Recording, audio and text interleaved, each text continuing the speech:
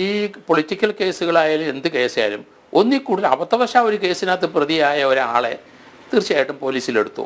പക്ഷേ 2, 3, 4 കേസ് അവർ സാക്ഷികളെ ക്യാൻവാസ് ചെയ്ത് ആ കേസ് കോടതിയിൽ അക്യൂറ്റ് ചെയ്ത് കഴിയുമ്പോൾ അവർ പോലീസ് വീണ്ടും ആ റാങ്ക് ലിസ്റ്റിൽ നിന്ന് കയറുകയാണ്. ഇത് ഞങ്ങളുടെയൊക്കെ കാലഘട്ടത്തിൽ ഒരു ക്രിമിനൽ കേസ് ഉണ്ടായിരുന്നെങ്കിൽ അയാൾക്ക് അൺഫിറ്റ് ടു ദ ഡിപ്പാർട്ട്മെൻറ്റാണ്, ഒരിക്കലും ആ ഡിപ്പാർട്ട്മെൻറ്റിൽ കയറാൻ പറ്റില്ല. അതിപ്പം വന്ന് ഈ ഒരു 3, 4, 5 കേസുള്ള ലോ ആൻഡ് ഓർഡർ കേസുകളുള്ള വെട്ടും കുത്തും നടത്തിയവരൊക്കെ പോലീസ് വരികയാണ്. അവർക്കിത് കാണുമ്പോൾ അവർക്ക് വലിയ നിസ്സാരമായിട്ടാണ് തോന്നുന്നത്. നമുക്കിട്ടൊരു വെട്ട് കിട്ടിയില്ലെങ്കിൽ നമുക്കത് മനസ്സിലാവുള്ളൂ എത്ര വേദനയാണ് നമുക്ക് കുടുംബത്തിനും അതൊന്നും ഇവർക്ക് പ്രശ്നമല്ല. അതുകൊണ്ട് അത് പോലീസിന് ഒരു കൃത്യമായി PSCയും പോലീസും ചെയ്യേണ്ട ഒരു കാര്യമാണ്.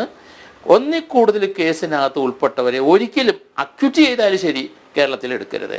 നേരത്തെ രാജു പി നായർ പറഞ്ഞു, ഞാനത് പണ്ട് പറഞ്ഞിട്ട് എനിക്ക് ഒത്തിരി വിമർശനം കിട്ടിയ ആ കോട്ടയത്തെ ഒരു പോലീസ് സ്റ്റേഷനിലേക്ക് ഒരു കൊച്ചിനെ കാണാതെ പോയി അമ്മ വിളിച്ച് കരഞ്ഞു പറഞ്ഞു കഴിഞ്ഞപ്പോൾ അവനെ കൊന്ന് പോലീസ് സ്റ്റേഷനിൽ കൊണ്ട് എറിഞ്ഞ് ഞാൻ അന്ന് പറഞ്ഞ് വെടിവെക്കാത്ത എന്തെന്ന്.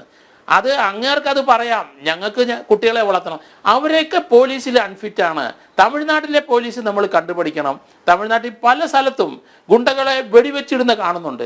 പോലീസിനകത്ത് അധികാരമുണ്ട്, അതെന്താ വിനിയോഗിക്കാത്ത? കാലും കൈയും വെട്ടുന്ന ഒരു ഗുണ്ടയെ കണ്ടാൽ തീർച്ചയായിട്ടും പോലീസിനെ വെടിവെച്ച് താഴെ ഇടണം.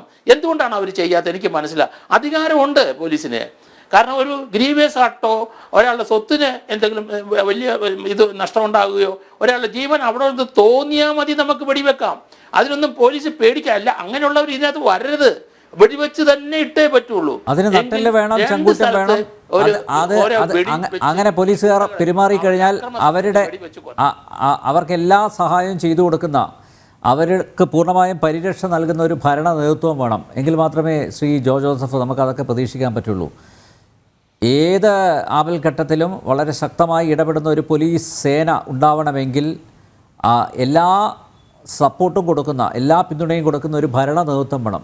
ആ ഭരണ നേതൃത്വം, ചങ്കുറപ്പുള്ള ചങ്കൂറ്റമുള്ള ഭരണ നേതൃത്വം നിർഭാഗ്യവശാൽ നമുക്കില്ലാതെ പോയി.